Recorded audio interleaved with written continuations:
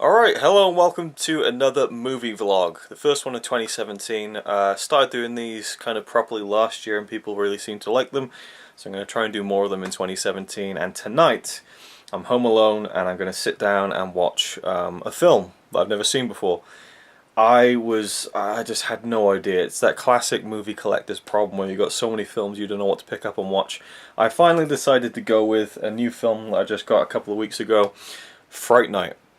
This is the Eureka Steelbook edition, which a lot of people were kind of annoyed by because I think that this was some kind of, I think it was Twilight Time who released this in the United States, so it was kind of valuable, rare, there wasn't many copies of them, and so when this went up for pre-order on Zavvi, it sold out in like 10 minutes or something. Scalpers jumped on it straight away. I managed to get an order in, and I'm kind of very disappointed with it because you can't really tell on camera, but there's a load of scratches, kind of like minor surface scratches all over it. I mean, it's just riddled with scratches, and I want to do a whole video about that. It's kind of my annoyance with how particular I get about those kinds of things. But it's a very nice steelbook. As always with Eureka's steelbooks, there's nothing on the back, and that one you can really see.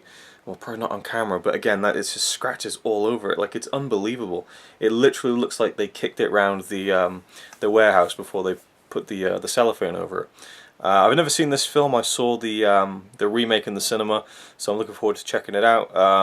And yeah, so let's just do this. I'll watch the film, give you my thoughts on it. I've got my typical dinner ready. Tacos, beef tacos. So that's really all it is. And I really enjoyed the remake. So hopefully this is even better. I'm sure we'll find out. Let's do this.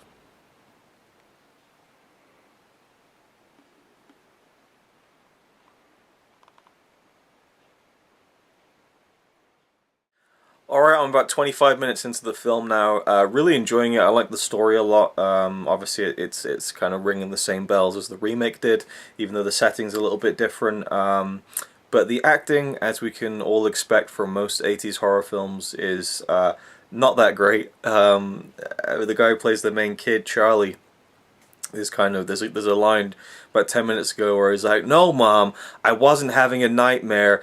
There's a vampire living next door." And it's just like, couldn't have done a second take on that one. But he's not the worst by far. I mean, Charlie, the main kid in this film, he has a friend who is just awful. Oh, just terrible.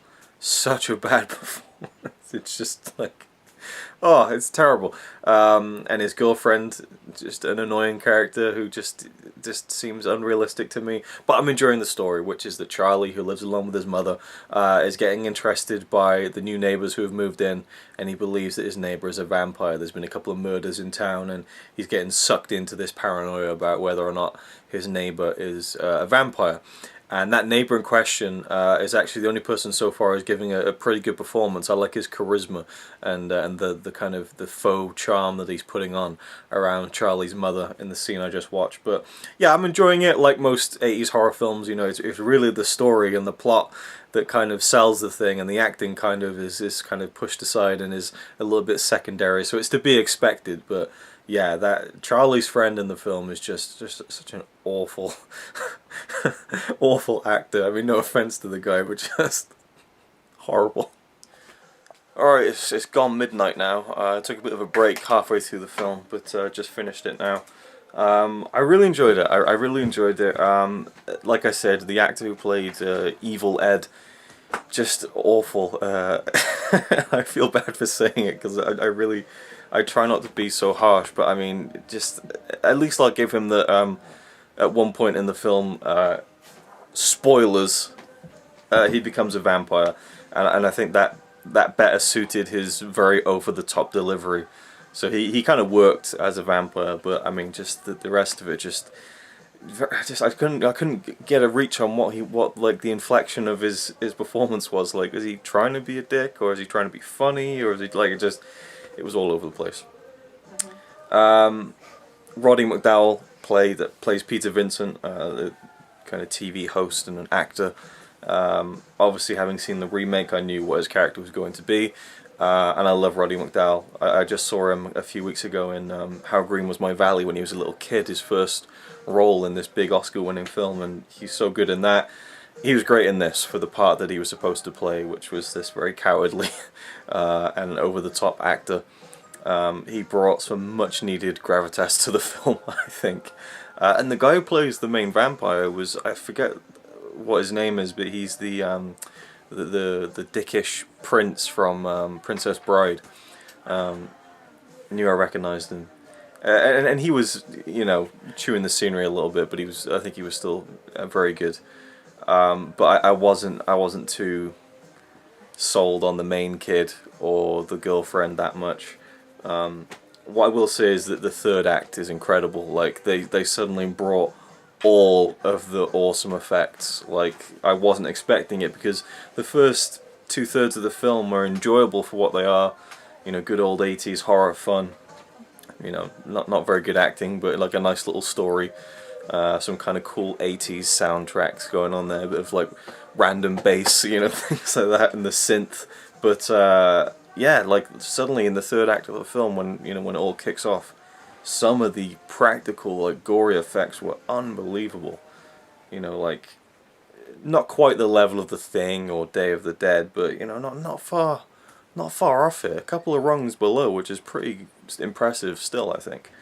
There was a horrifying death in there. It's one of the scariest things I've ever seen. Like, it didn't scare me, but as far as like a scary kind of visual, I don't know, just the whole scene. It was a death basically, and it was just so like horrible and just painful and just, you know, gruesome and gory, and oh yeah, I wasn't expecting it again, because we saw the main vampire change into a vampire early on in the film, and it was pretty cool. Some pretty cool kind of prosthetic stuff going on. But nothing compared to the end of the film, where it just kicks it into like high gear. It goes all the way up to 11, so to speak. Yeah, I really enjoyed it. I believe there's like a 2.5-hour documentary on the Blu-ray. There's a 2.5-hour long documentary, which I believe there's an original version of it that's like 4-5 hours that covers the whole series. But at least Eureka were able to license, yeah, 2 hours and 26 minutes.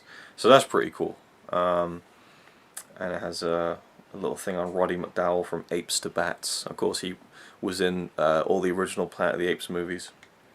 So it was good to see a performance from him in his later career, when he's not behind all the ape makeup. I'd never really seen him in a film properly before as an adult. Yeah, I really liked it. I really did enjoy this. If you take away the third act from the film, I don't think it would be a film I'd go back to again. But because of the third act, I can definitely see myself revisiting this again and again over the years. So I think that's what really, it built up to a good finale in that sense. There's a scene in a club that really reminded me of The Terminator, which had come out a year before this, where the main kid and his girlfriend, they're running away from the vampire. He's stalking them, and so they head into a club, and there's like this 80s music playing, on the phone calling the police. It was just like when Sarah Connor goes in to that, what was it, Tech Noir in The Terminator, and he comes in and he's stalking them. I mean, it's a little bit different obviously, but it really gave me a Terminator vibe. But yeah, some loose thoughts on Fright Night. Good stuff. I might check out some of the special features eventually. But let me know if you've seen the film, if you're a big fan. I could see people being a big fan of this film. I could see this being like a favourite. And I think with some of these 80s films, I think you really do need some of that nostalgia factor to be a huge fan of it. You know, I think if I'd seen this like as a teenager on TV late at night one time, I'd have a much bigger appreciation for it for some reason. But yeah, it's a shame that the whole film doesn't live up to how great the special effects were in the end. I thought it was a great finale to the film, but just some of the key players weren't that good, and so it kind of let it down a bit. Anyway, that's my thoughts on Fright Night, and another movie vlog down. So thanks for watching.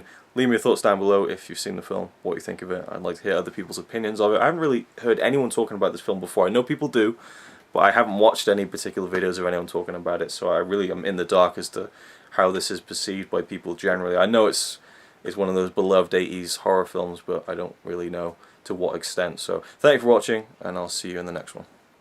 It's alright by me, apart from the fact he throws cans of Carlin into a tree. Yeah, he's really cool.